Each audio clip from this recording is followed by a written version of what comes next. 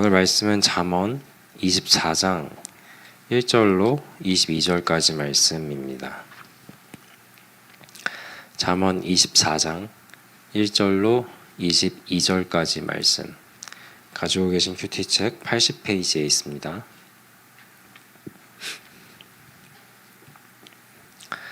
잠언 24장 1절로 22절까지 말씀.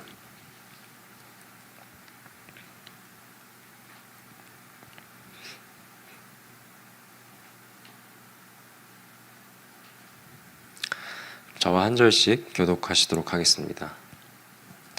너는 악인의 형통함을 부러워하지 말며 그와 함께 있으려고 하지도 말지어다. 그들의 마음은 강포를 품고 그들의 입술은 재앙을 말함이니라. 집은 지혜로 말미암아 건축되고 명철로 말미암아 견고하게 되며 또 방들은 지식으로 말미암아 각종 귀하고 아름다운 보배로 채우게 되느니라. 지혜 있는 자는 강하고 지식 있는 자는 힘을 더하나니 너는 전략으로 싸우라. 승리는 지략이 많음에 있느니라. 지혜는 너무 높아서 미련한 자가 미치지 못할 것이므로 그는 성문에서 입을 열지 못하느니라. 악행하기를 꾀하는 자를 일컬어 사악한 자라 하느니라. 미련한 자의 생각은 죄요 거만한 자는 사람에게 미움을 받느니라. 내가 만일 환난 날에 낙담하면 내 힘이 미약함을 보임이니라. 너는 사망으로 끌려가는 자를 건져주며 사륙을 당하게 된 자를 구원하지 아니하려고 하지 말라. 내가 말하기를 나는 그것을 알지 못하였노라 할지라도 마음을 저울질하시는 이가 어찌 통찰지 못하시겠으며 내 영혼을 지키시는 이가 어찌 알지 못하시겠느냐. 그가 각 사람의 행위대로 보응하시리라. 내 아들아 꿀을 먹으라. 이것이 좋으니라. 송이 꿀을 먹으라. 이것이 내 입에 다니라. 지혜가 내 영혼에게 이와 같을 줄을 알라. 이것을 얻으면 정령이 내 장래가 이겠고 내 소망이 끊어지지 아니하리라. 악한 자여 의인의 집을 엿보지 말며 그가 쉬는 처소를 헐지 말지니라. 대저 의인은 7번 넘어질지라도 다시 일어나려니와 악인은 재앙으로 말미암아 엎드러지느니라. 내 원수가 넘어질 때에 즐거워하지 말며 그가 엎드러질 때에 마음에 기뻐하지 말라. 여호와께서 이것을 보시고 기뻐하지 아니하사 그의 진노를 그에게서 옮기실까 두려우니라. 너는 행악자들로 말미암아 분을 품지 말며 악인의 형통함을 부러워하지 말라. 대저 행악자는 장래가 없겠고 악인의 등불은 꺼지리라. 내 아들아 여호와와 왕을 경외하고 반역자와 더불어 사귀지 말라. 대저 그들의 재앙은 속히 임하리니 그 둘의 멸망을 누가 알랴. 아멘. 오늘 읽은 이 잠언 말씀들이 꽤 길죠. 그러니까 어제 말씀도 사실 그랬는데 오늘 본문 잠언의 말씀은 어떤 여러 교훈들을 마치 묶어서 모음지처럼 담고 있습니다. 어떤 가르침은 한 절로 되어 있고 또 어떤 가르침은 한 4절로도 되어 있고 이제 그런 식으로 묶음식으로 되어 있는데 이 가운데 오늘 우리는 크게 한 4가지 정도의 가르침을 살펴보면서 그리고 그 가운데 흐르고 있는 이 하나님 말씀의 가르침을 살펴보는 그런 시간을 가지려고 합니다. 먼저는 1절, 2절 말씀을 좀 함께 볼 것이고요. 제가 좀 한번 다시금 빠르게 읽어드리겠습니다. 너는 악인의 형통함을 부러워하지 말며 그와 함께 있으려고 하지도 말지어다. 그들의 마음은 강포를 품고 그들의 입술은 재앙을 말함이니라. 이렇게 시작하고 있습니다. 어제 우리가 이 악인의 형통함에 대해서 부러워할 것이 없다 이렇게 말씀을 함께 묵상한 바가 있었습니다. 이게 쭉 이어지는 말씀이기도 하고 그 맥락도 상당히 동일한 맥락을 가지고 있습니다. 어제 악인의 형통을 부러워하지 말라 했던 그 말씀은 23장 17절, 18절에 있었어요. 내 마음으로 죄인의 형통을 부러워하지 말고 항상 여호와를 경외하라. 정령이 내 장래가 있겠고 내 소망이 끊어지지 아니하리라. 이렇게 말씀하셨었습니다. 그러니까 이 악인의 형통을 우리가 부러워하지 말아야 할 것인데 오늘 읽은 24장 1, 2절 말씀을 토대로 생각해 볼 때 다시금 우리가 정리해 보면 우리가 이 악인들을 전혀 부러워할 필요가 없는 것은 그들의 형통을 부러워할 필요가 없는 것은 그들에게는 진정 그 장래가 없다. 그들에게는 그 어떤 미래에 대한 소망도 없다라는 것을 다시금 우리가 보게 돼요. 그러니까 그리고 오히려 너는 그런 것을 부러워할 것이 아니라 여호와를 경외하라. 이제 이런 가르침이 있었기 때문에 만약에 우리가 여전히 악인들의 그런 어떤 형통을 부러워하고 있다고 한다면 우리는 우리 스스로 우리의 장래, 미래에 대한 소망을 포기하고 그것을 놓는 것이 되고 나아가서는 하나님을 경외하지 않는다라는 표현이라는 것, 이것을 우리가 다시 한번 기억하실 필요가 있겠습니다. 그런데 이것이 진정 또한 지혜라고 오늘 본문은 또 말씀을 해주시고 있는데 그것이 바로 14절에 나와 있었죠. 오늘 14절 말씀 보면 지혜가 내 영혼에게 이와 같을 줄을 알라. 이것을 얻으면 정령이 내 장래가 있겠고 내 소망이 끊어지지 아니하리라. 여기서 동일하게 장래라는 말과 이 소망이라는 말이 이어져서 또 이렇게 말씀을 하면서 이번에는 그것이 곧 그렇게 살아가는 것이 곧 지혜다라고 이렇게 말씀을 하고 계세요. 그러니까 우리가 악인들을 부러워하지 않고 그들의 형통함을 막 이렇게 관심 가지고 질투하지 않고 하는 것, 그것 자체는 정말 우리가 가져야 할 마땅히 품어야 할 지혜이기도 하고 그리고 그런 지혜 가운데 살아가는 사람으로서 하나님을 경외하면서 살아야 한다라는 가르침입니다. 그래서 2절을 우리가 보게 될 때 그런 악인들의 마음은 강포를 품고 그들의 입술은 재앙을 말함이니라. 또 이렇게 덧붙여서 말씀하고 계시는데 이것만 보아도 그런 악인들의 그런 삶이 전혀 지혜와 상관없이 하나님과 상관없이 하나님 기뻐하시지 않는 모습으로 살고 있는 것을 또한 보게 되지요.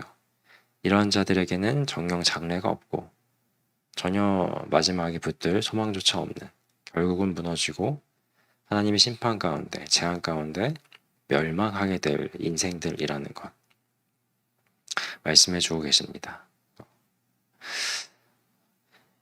이런 경고의 말씀도 덧붙이심으로 우리가 참으로 이 말씀을 두려워하며 우리가 하나님이 원하시는 바 그 삶을 살아가야 되겠구나 라는 마음을 품게 되면서 정말 하나님을 경외하며 살아야 되겠구나라고 다시금 다짐하게 해주시는 것을 보게 됩니다. 오늘 우리가 말씀들 크게 한 4가지 정도의 교훈을 좀 살펴본다고 말씀드렸었는데요. 그 참 중심이 흐르는 것 가운데 하나의 가르침이 바로 이 하나님을 경외해야 한다는 것입니다. 이 1, 2절 말씀을 통하여서도 우리가 이 말씀을 경계하고 스스로 조심하면서 이 말씀을 따라야 할 것은 참으로 이 하나님을 경외해야 하는구나, 참으로 두려운 말씀이구나 라는 것을 같이 생각하게 되는데 약간 이러한 맥락들을 좀 우리가 쭉 이어가면서 나머지 교훈들도 좀 살펴볼 것입니다. 이어서는 이 11절과 12절 말씀을 좀 살펴보려고 합니다. 11절과 12절 한번 빠르게 읽어드릴게요. 너는 사망으로 끌려가는 자를 건져주며 사륙을 당하게 된 자를 구원하지 아니하려고 하지 말라. 내가 말하기를 나는 그것을 알지 못하였노라 할지라도 마음을 저울질하시는 이가 어찌 통찰하지 못하시겠으며 내 영혼을 지키시는 이가 어찌 알지 못하시겠느냐. 그가 각 사람의 행위대로 보응하시리라. 아멘. 이렇게 말씀을 교훈을 주고 계십니다. 여기 11절에서 이 사망에 끌려가는 자를 건져주고 이 사륙당하게 된 자를 구원해줘라. 이제 이런 말씀이 나오고 있는데 여기서의 이 말씀은 당연히 어떤 정말 큰 죄악을 가운데 정말 그 벌을 받아야 되는 어떤 사람이 그 사형장으로 끌려가는 이제 그런 사람들을 구해줘라라는 이런 말이 아니라는 것은 아실 겁니다. 그죠? 예, 그런 사람들을 포함하는 그런 말은 아니고요. 정말 이 억울한 어떤 상황 가운데 사실 정말 그렇게 되면 안 되지 그런 안타깝게 된 그런 불쌍하게 된 그런 사람들, 억울한 사람들에 대한 그런 초점을 가지고 있어요. 그 정말 억울하게 사람이 죽게 되거든 그를 불쌍히 여기고 도우라고 하는 그런 말씀인 것입니다. 그런데 그런 사람들을 도와줘야 한다라는 이런 어떻게 보면은 너무 어려움에 처한 사람을 도와줘야 된다라는 어떤 그런 맥락에서 사실 조금 우리에게는 조금 당연한 듯 하면서도 너무 이게 흔하게 들어왔던 말씀이다 보니까 조금 그래 그렇게 하면 좋지라고 그래 도와줘야지라는 그냥 좀 가볍게 생각해 볼 수도 있는 것 같아요. 그런데 오늘 이 말씀은 그런 억울한 상황에 놓인 사람을 도와줘라라고 하는데 너가 반드시 그래야 한다라는 굉장히 강한 어조로 그것을 우리에게 말씀해주고 계세요. 하고 안 해도 되는 어떤 그런 도와주고 안 도와주고 해도 되는 그런 문제의 것이 아니라 적극적으로 그리고 반드시 그렇게 하라는 명령조의 그런 말씀으로 강하게 우리에게 말씀해주고 계세요. 12절 말씀 아까 읽어드렸었는데 한번 보시면 어떻습니까? 네가 핑계치 못할 거다. 너의 생각, 마음 내가 다 안다. 네가 한 그대로 너도 보응 받을 거다. 그러니까 내가 한 21절의 이 말씀을 네가 반드시 진중하게 생각하고 지켜야 할 것이다. 네, 이런 그 말씀으로 우리에게 다가오고 있지 않습니까?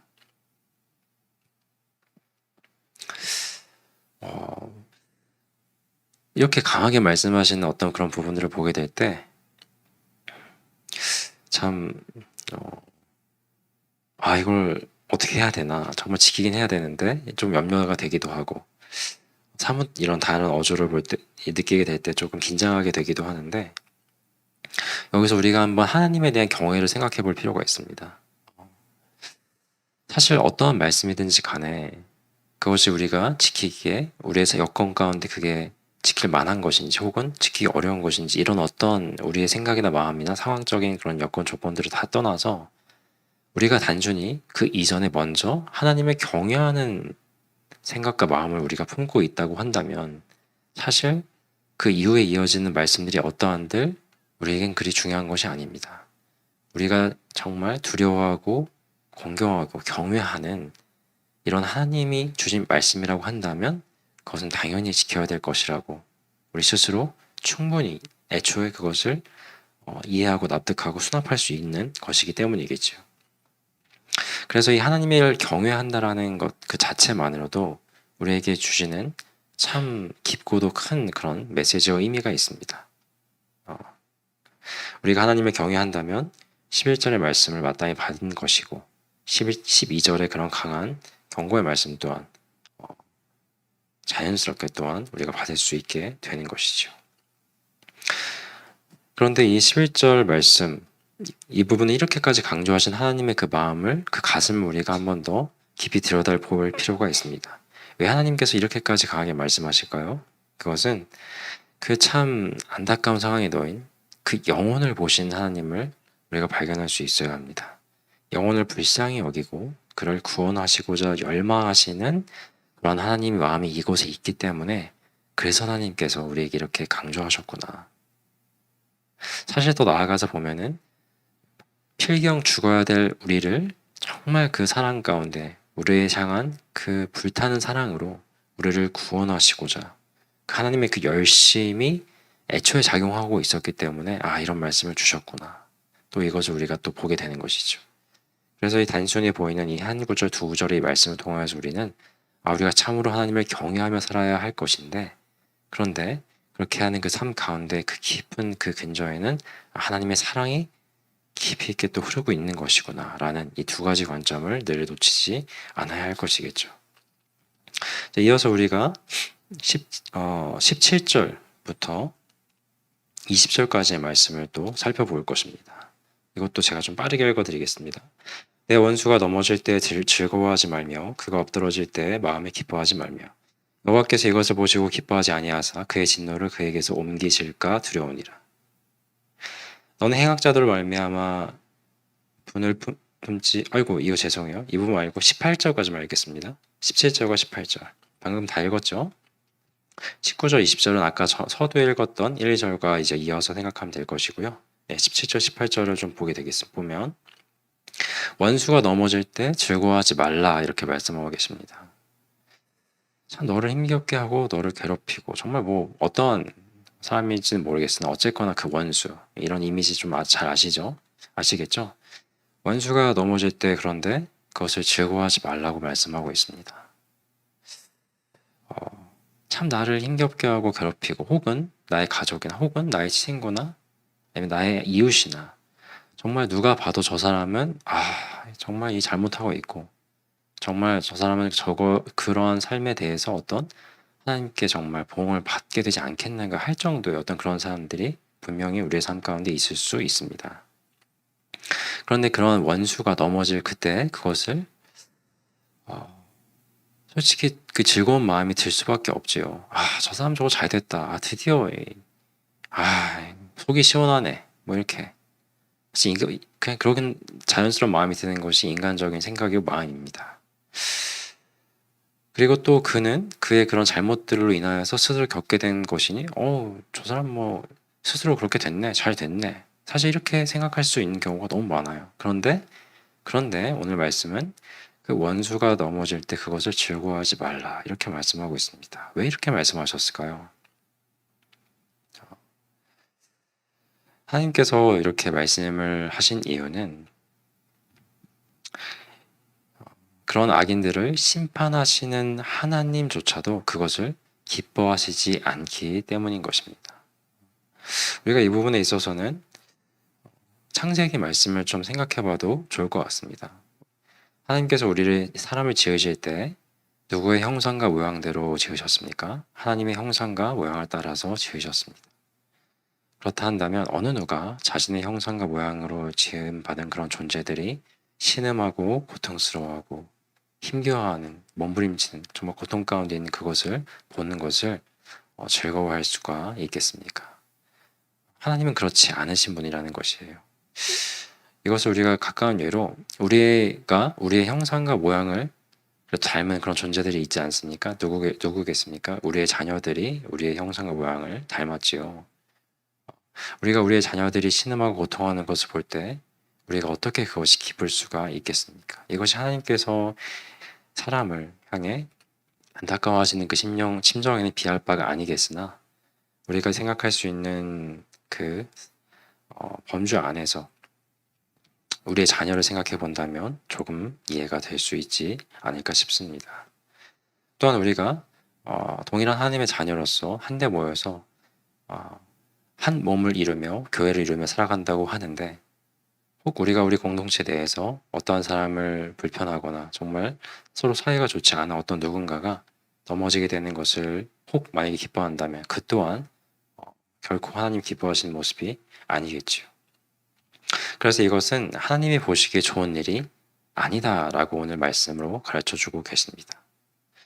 하나님이 기뻐하시고 좋아하시는 일이 아닌 이것에 대해서 네가 그것을 기뻐하고 좋아하면서 즐거워한다면 그 진노가 옮겨갈 수도 있다 너에게. 이러한 말씀을 이어가시면서 아주 우리에게 두려운 또한 경고의 말씀을 주고 계십니다.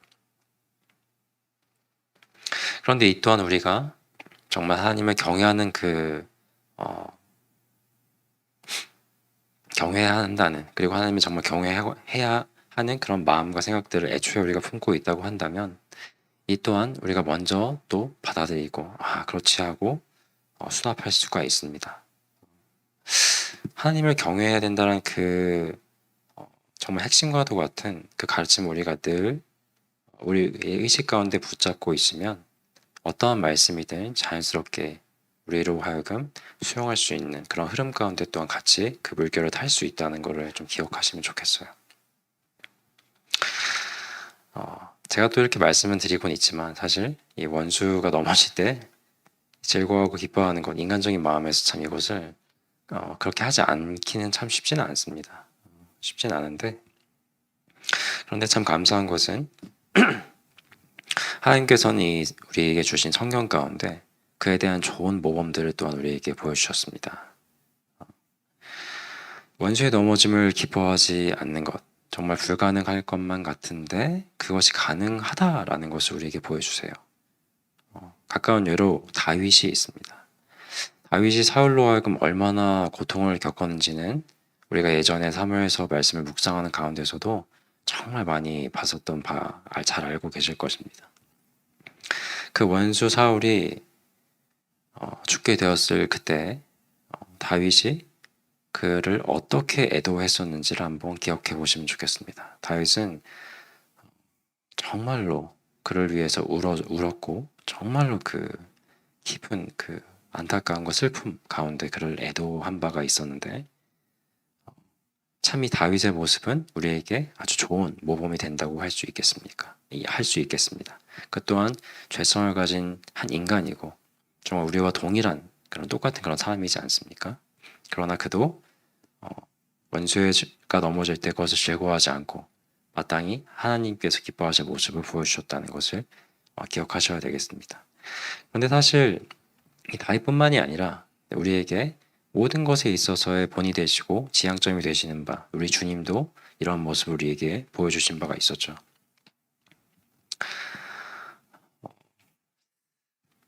예수님이 죽으실 때 저 사람 죽여라 십자가에 못 박아라 했던 그 수많은 그런 회중들 가운데서는 예수님께서 보여주신 기적을 직접 보고 체험한 사람들도 있었고 예수님께서 오병이어의 기적을 통하여서 그 줄인 기진한 그 상태의 사람들 가운데 그 음식을 받아 먹어서 은혜를 받게 된 사람들도 있었습니다. 참 다양한 사람들이 있었을 것인데 그들이 순간 원수로 돌변하여서 예수님을 죽이자라고 이렇게 소리칠 완전한 원수들이 되었을 그때 예수님은 그들을 향해서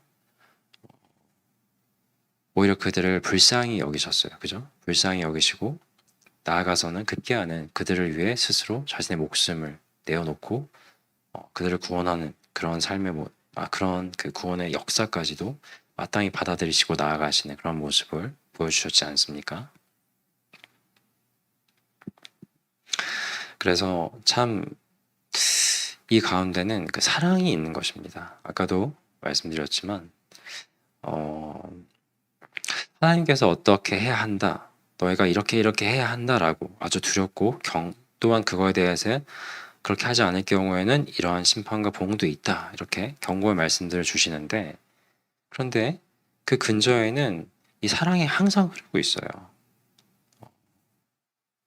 우리가 이 원수에 넘어질 정말 즐거워하면 안 된다. 그러다가는 그 진노가 너에게를 향할 수도 있다라고 이렇게 크고 두렵게 우리에게 무서운 말씀을 주실 때 우리는 하나님을 경외함으로 크고 두려우신 하나님 알겠습니다. 저희가 이것을 받고 지키도록 정말 애쓰겠습니다라고 이렇게 나아가는데 그런데 그렇게 말씀하신 그 근저에는 사랑이 있었기 때문에 하나님께서 그렇게 말씀하셨다라는 것을 보게 되면서 그래서 나중에는 예수님께서 그 사랑 가운데 우리를 위해 죽기까지 하셨다라고 하는 이런 그 원수를 대하신 예수님의 그 모습, 하나님이 원수들을 대하신 그 사랑의 모습을 또한 보여주시면서 참 우리가 생각하거나 정말 가르쳐주지 않았다고 한다면 절대 깨달을 수 없는 정말 이 놀라운 오묘한 이 진리의 말씀이 또한 그 의미와 그 은혜가 이렇게 포함되고 있는 것을 보게 되는 것이죠. 네. 그래서 우리가 이 원수를 넘어짐을 즐거워하지 말라 하실 그때 그를 향한 이 하나님의 사랑을 먼저 우리가 또한 생각을 하면서 그래서 이렇게 그 말씀을 주셨기에 우리가 또한 합당히 받아야지라고 하는 그런 이해로까지 나아가고 그리고 하나님께서 주신 말씀이므로 경외함으로 그것을 따르리라라고 또한 다짐하며 나아가는 저희가 되어야 할 것입니다. 시간이 많이 되었는데 마지막으로 16절 말씀을 보고 오늘 이 시간 말씀 나누는 시간을 마치도록 하겠습니다. 16절에 보면 대저인은 7번 넘어질지라도 다시 일어나려니와 악인은 재앙으로 말미암아 엎드러지느니라. 아멘. 이렇게 말씀하고 있습니다. 여기서 좀 보시면 좋겠다 생각이 드는 부분은 의인이 7번 넘어질지라도 의인이라도 7번 넘어질 수 있다는 것입니다. 우리가 하나님 말씀을 잘 따르기를 원하고 노력하고 그렇게 살아야지라고 많이 다짐하지만 우리 참 때때로 많이 넘어질 수가 있습니다. 잘하려고 해도 그것이 정말 쉽지 않고 때로는 정말 나의 원수 같은 사람들로 인하여서 내가 생각과 마음이 또 힘들어지고 그로 인해서 막 낙담하고 또 넘어지기도 하고 참 무수히 그럴 때가 많이 있거든요. 정말 하나님 가운데 살아간다 할지라도 정말 이 어려움들 가운데 넘어질 수가 있는 것입니다. 그런데 중요한 포인트는 무엇이냐? 그래도 다시 일어날 수 있다는 것입니다. 하나님께서는 아무리 넘어진다 한들 그러한 하나님 기뻐하신 자녀들을 내버려 두지 않으시고 반드시 손잡아서 일으켜 세워주신다. 이렇게 말씀하시고 약속을 주고 계시는 것이죠. 내가 너에게 준 여러 계명의 여러 말씀들 꼭 못 지키실지 알지만 그러나 포기하지 말고 나와라. 또한 내가 널 도와주고 이렇게 세워줄 것이고 혹 원수나 악인들이 너를 힘겹게 하고서 너를 넘어지게 할지라도 내가 반드시 너를 일으켜 세워주신다. 해줄 것이다. 이런 약속을 주고 계세요. 때때로 이 악인들은 우리가 보기에 좀 별로 어려워 보이지 않는 것 같기도 하고 그냥 딱 한 번만 넘어질지도 모르겠습니다. 그러나 악인은 그 넘어짐이 그의 처음이자 마지막 넘어질 것은 다시 일으켜주지 않으시기 때문이에요. 악인의 넘어짐은 재앙으로 말미암아 그러니까 이 하나님의 심판으로 말미암아 이루어지고 그들은 하나님께서 심판하시고 그리고 다시 이렇게 세워주지 아니하심으로 악인은 그저 그냥 그렇게 멸망하게 된다라고 이렇게 말씀해주고 계십니다. 이 16절 말씀을 좀 마지막에 다룰 생각을 하게 됐던 것은